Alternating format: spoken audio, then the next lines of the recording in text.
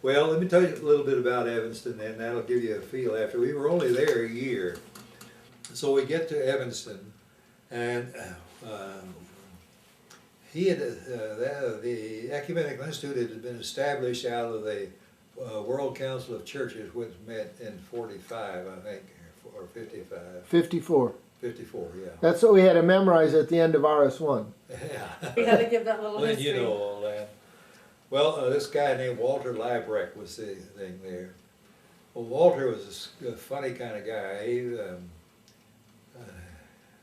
really could make money out of us, I think, by selling us his house. He sold the Institute his house.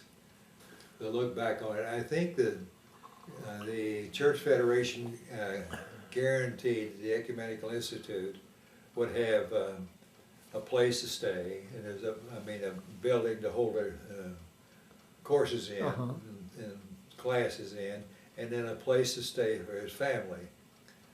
And so we had this big 3-story building with a basement, 4 stories there, that was part of the deal, plus a, this is carriage house. Both of these houses were built around the turn of the century. And Evanston was a grand place, either sort of a grand dame houses, you know, things like that. Tremendous looking places.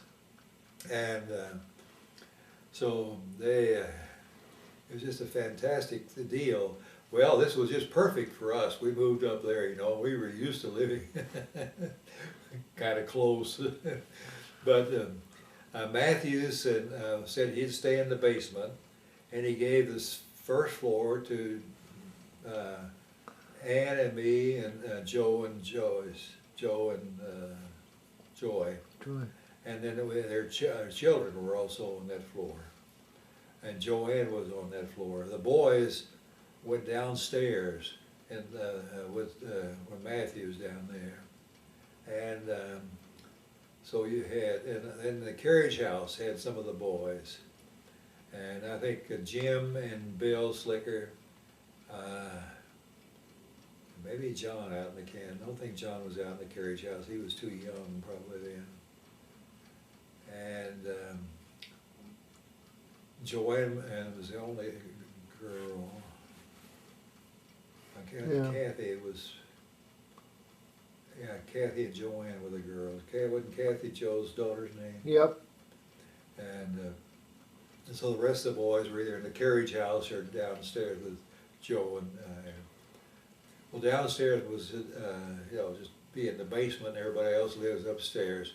The second floor, the third floor, it was sort of like an attic in a way. It's an apartment, and we had a guy that lived there that had a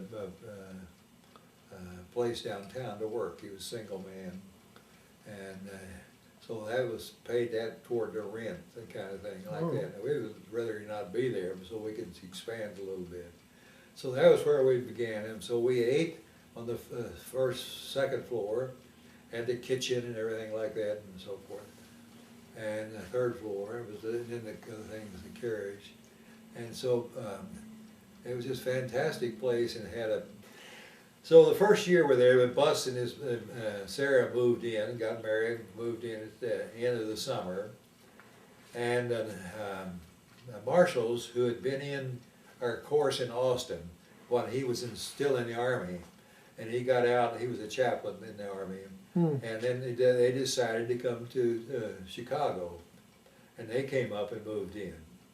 And I think they moved in downstairs with Joe, and then their children took their place with our children and things like that.